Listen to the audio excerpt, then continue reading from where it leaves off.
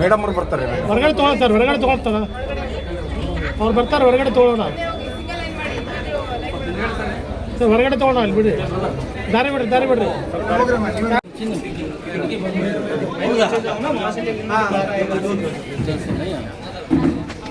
ಏನಂತ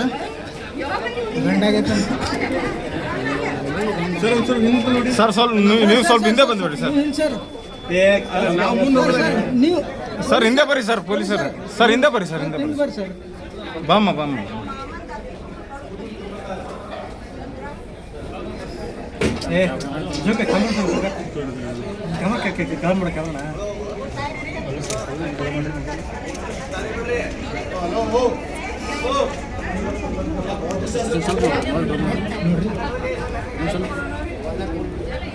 ಬಂದಿದ್ದೀನಿ. ಎಲ್ಲ ನಗರ ಪ್ರದೇಶದಲ್ಲಿ ನಾನು ಬೆಳಗ್ಗೆ 8 ಗಂಟೆಯಿಂದ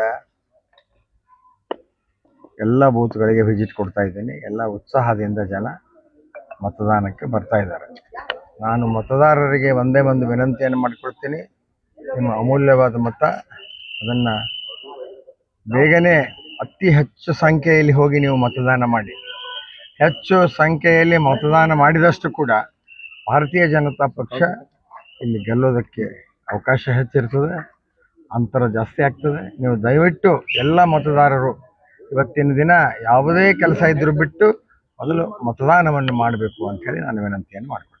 ಕಳೆದ ಸಾರಿ ಕಡಿಮೆ ಆಗಿದೆ ಸರ್ ಸಿಟಿ, ಕಳೆದ ಸಾರಿ ಎಲೆಕ್ಷನ್ದಲ್ಲಿ. ಈ ಸಾರಿ ತುಂಬ ಜಾಸ್ತಿ ಮಾಡಬೇಕು ಅಂತ ನಾವು ಈಗಾಗಲೇ ಪ್ರಯತ್ನ ಮಾಡಿದ್ದೇವೆ.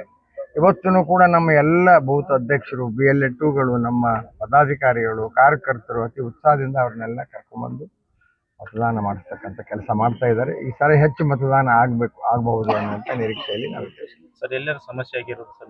ಸದ್ಯಕ್ಕಂತೂ ಯಾವ ಸಮಸ್ಯೆ ಇಲ್ಲ.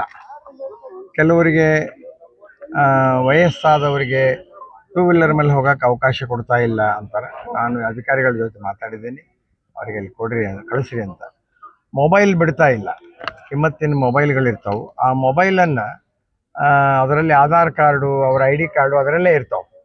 ಅದನ್ನು ಅವ್ರಿಗೆ ತೋರ್ಸೋಕ್ಕಾದರೂ ಒಯ್ಯಬೇಕಲ್ಲ, ಅದಕ್ಕಾಗಿ ಅದನ್ನು ಅಲೋ ಮಾಡ್ತಾ ಇರಲಿಲ್ಲ. ನಾನು ಅಧಿಕಾರಿಗಳ ಜೊತೆ ಮಾತಾಡಿದ್ದೀನಿ, ಅವರಿಗೆ ಪೋಲಿಂಗ್ ಆಫೀಸರ್ ಹತ್ರ ಅದನ್ನು ತೋರಿಸಿ ಅವ್ರ ಟೇಬಲ್ ಮೇಲೆ ಇಟ್ಟು ಒಳಗಡೆ ಮತ ಹಾಕಿ ವಾಪಸ್ ಹೋಗುವಾಗ ತೊಗೊಂಡು ಹೋಗೋದಕ್ಕೆ ಅವಕಾಶ ಮಾಡಿಕೊಡು ಅಂತ ಹೇಳಿದ್ದೀನಿ.